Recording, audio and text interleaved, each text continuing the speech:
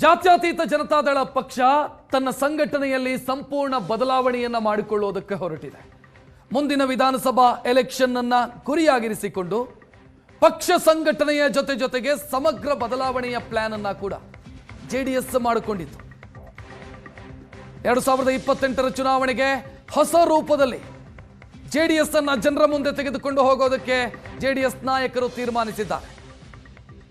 ಕಾರ್ಯಕರ್ತರಲ್ಲಿ ಹುಮ್ಮಸ್ಸನ್ನು ತುಂಬುವುದರ ಬಗ್ಗೆ ಪ್ರಯತ್ನಗಳಾಗ್ತಾ ಇದೆ. ಮೊದಲನೇದು, ತೆನೆ ಹೊತ್ತ ರೈತ ಮಹಿಳೆಯ ಚಿಹ್ನೆಗೆ ಚಕ್ರವನ್ನ ಸೇರಿಸಬೇಕು, ಅಂದ್ರೆ ಸಿಂಬಲ್ ಅಲ್ಲಿ ಬದಲಾವಣೆಯನ್ನು ಮಾಡಿಕೊಳ್ಳಬೇಕು ಅಂತ. ಎರಡನೆಯದು, ರಾಜ್ಯ ರಾಜಕಾರಣಕ್ಕೆ ಕುಮಾರಸ್ವಾಮಿ ಅವರು ರೀ ಎಂಟ್ರಿ ಆಗಬೇಕು.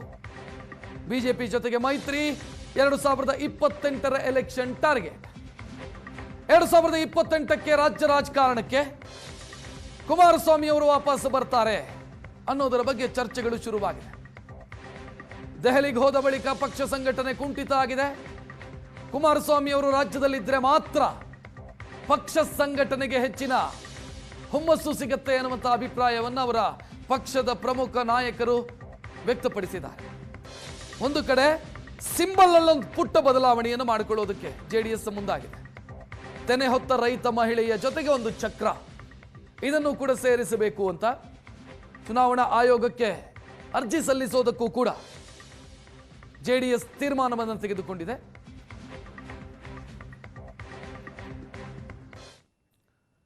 ಸಿಂಬಲ್ ಅಲ್ಲಿ ಯಾವ ರೀತಿಯ ಬದಲಾವಣೆ ಆಗತ್ತೆ ಅನ್ನುವಂಥ ಪ್ರಶ್ನೆಗೆ ಉತ್ತರವನ್ನು ನಿಮ್ಮ ಮುಂದೆ ಇಡ್ತಾ ಇದ್ದೀವಿ. ಬದಲಾವಣೆಯಾಗೋದಕ್ಕಿದೆ ಜೆಡಿಎಸ್ ಪಕ್ಷದ ಈಗಿರುವಂಥ ಚಿಹ್ನೆ. ತೆನೆ ಹೊತ್ತ ರೈತ ಮಹಿಳೆಗೆ ಪ್ರಗತಿಯ ಚಕ್ರದ ಬಲ. ಚಿಹ್ನೆಯಲ್ಲಿ ಬದಲಾವಣೆ ಮಾಡಿಕೊಳ್ಳೋದಕ್ಕೆ ಜೆಡಿಎಸ್ನಲ್ಲಿ ಒಪ್ಪಿಗೆ ಸಿಕ್ಕಿದೆ. ದೇವೇಗೌಡರ ಸಲಹೆಯನ್ನು ಪಡೆದು ಚಿಹ್ನೆಯಲ್ಲಿ ಬದಲಾವಣೆ. ಚಕ್ರ ಅನ್ನೋದು ಪ್ರಗತಿಯ ಸಂಕೇತ, ನಿರಂತರ ಪ್ರಗತಿಯ ಸಂಕೇತ.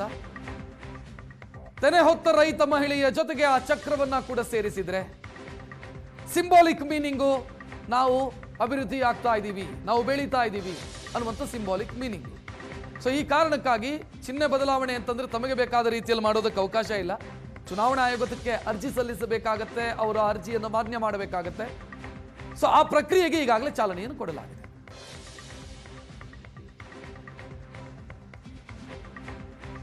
ಹೆಚ್ಚಿನ ಡೀಟೇಲ್ ನೀಡೋದಕ್ಕೆ ನಮ್ಮ ಪ್ರತಿನಿಧಿ ಸುರೇಶ್ ನೇರ ಸಂಪರ್ಕದಲ್ಲಿ. ಸುರೇಶ್, ಈಗ 2028ನ್ನ ಗುರಿಯಾಗಿರಿಸಿಕೊಂಡು ಸಮಗ್ರ ಬದಲಾವಣೆಯ ಪ್ರಯತ್ನನ ಇದು?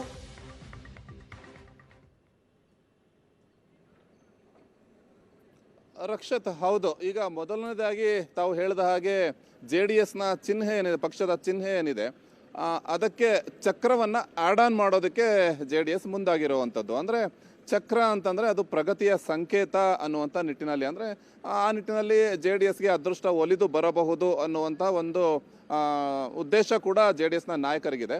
ಹಾಗಾಗಿ ಈಗಿರುವಂತಹ ತೆನೆ ಹೊತ್ತ ಮಹಿಳೆಯ ಚಿಹ್ನೆಯ ಜೊತೆಗೆ ಹಿನ್ನೆಲೆಯಲ್ಲಿ ಒಂದು ಚಕ್ರವನ್ನು ಸೇರಿಸಬೇಕು ಅನ್ನುವಂಥ ನಿಟ್ಟಿನಲ್ಲಿ ಚುನಾವಣಾ ಆಯೋಗಕ್ಕೆ ಒಂದು ಅರ್ಜಿಯನ್ನು ಕೂಡ ಸಲ್ಲಿಸಲಾಗುತ್ತೆ. ಮುಂದಿನ ಚುನಾವಣೆಯ ಹೊತ್ತಿಗೆ ಚಿಹ್ನೆ ಒಂದಷ್ಟು ಅಪ್ಡೇಟ್ ಆದರೂ ಅಚ್ಚರಿ ಇಲ್ಲ. ಇದರ ಜೊತೆಯಲ್ಲಿ 2028ಕ್ಕೆ ಕುಮಾರಣ್ಣ ಎನ್ನುವಂಥ ಒಂದು ಅಭಿಯಾನವನ್ನು ಕೂಡ ಈಗಾಗಲೇ ಸಾಮಾಜಿಕ ಜಾಲತಾಣದಲ್ಲಿ JDSನ ಕಾರ್ಯಕರ್ತರು ಮಾಡ್ತಾ ಇರುವಂಥದ್ದನ್ನು ನಾವೀಗಾಗಲೇ ಗಮನಿಸ್ಬೋದು.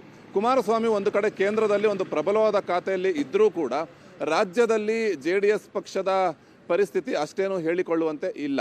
ಹಾಗಾಗಿ ಮತ್ತೆ ಕುಮಾರಸ್ವಾಮಿ ಬಂದರೆ ಮಾತ್ರ ಮುಂದಿನ ವಿಧಾನಸಭಾ ಚುನಾವಣೆಯ ಹೊತ್ತಿಗೆ JDS ಪುಟಿದೇಳಬಹುದು, ಚಿಗುರಬಹುದು ಅನ್ನುವಂತಹ ಉದ್ದೇಶ JDSನ ಕಾರ್ಯಕರ್ತರಲ್ಲಿದೆ. ಇದೆಲ್ಲದರ ಜೊತೆಯಲ್ಲಿ ಆರೋಗ್ಯದ ದೃಷ್ಟಿಯಿಂದಲೂ ಕೂಡ ಕುಮಾರಸ್ವಾಮಿ ಅವರು ದೆಹಲಿಗಿಂತ ಕರ್ನಾಟಕದಲ್ಲಿ ಇರಬೇಕು ಅನ್ನುವಂಥದ್ದು ಕುಟುಂಬದ ಸದಸ್ಯರ ಮತ್ತು ಕಾರ್ಯಕರ್ತರ ಒಂದು ಕಾಳಜಿ. ಒಂದು ಕಡೆ ಆರೋಗ್ಯದ ಕಾಳಜಿ, ಮತ್ತೊಂದು ಕಡೆ ಪಕ್ಷವನ್ನು ಮತ್ತೆ ಮುನ್ನೆಲೆಗೆ ತರಬೇಕು, ಮತ್ತೆ ಚಿಗುರುವಂತೆ ಮಾಡಬೇಕು ಅನ್ನುವಂಥದ್ದು ಕೂಡ ಕಾರ್ಯಕರ್ತರ ಉತ್ಸಾಹ ಆಗಿದೆ. ಹಾಗಾಗಿಯೇ ಒಂದು ಕಡೆ ಚಿಹ್ನೆಯನ್ನು ಅಪ್ಡೇಟ್ ಮಾಡೋದಕ್ಕೆ ಮುಂದಾಗಿದ್ದಾರೆ, ಮತ್ತೊಂದು ಕಡೆ 2028ಕ್ಕೆ ಮತ್ತೊಮ್ಮೆ ಕುಮಾರಣ್ಣ ಎಂಬುವಂಥ ಒಂದು ಅಭಿಯಾನವನ್ನು ಕೂಡ ಈಗಾಗಲೇ ಆರಂಭ ಮಾಡಿದ್ದಾರೆ.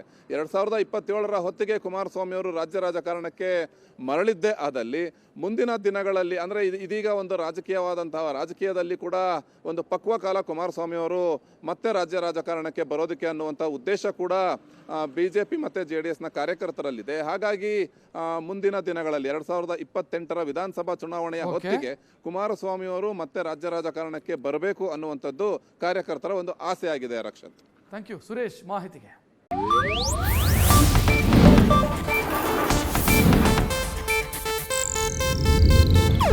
ಇದು ಏಷ್ಯಾನೆಟ್ ನ್ಯೂಸ್ ನೆಟ್ವರ್ಕ್ ಪ್ರಸ್ತುತಿ.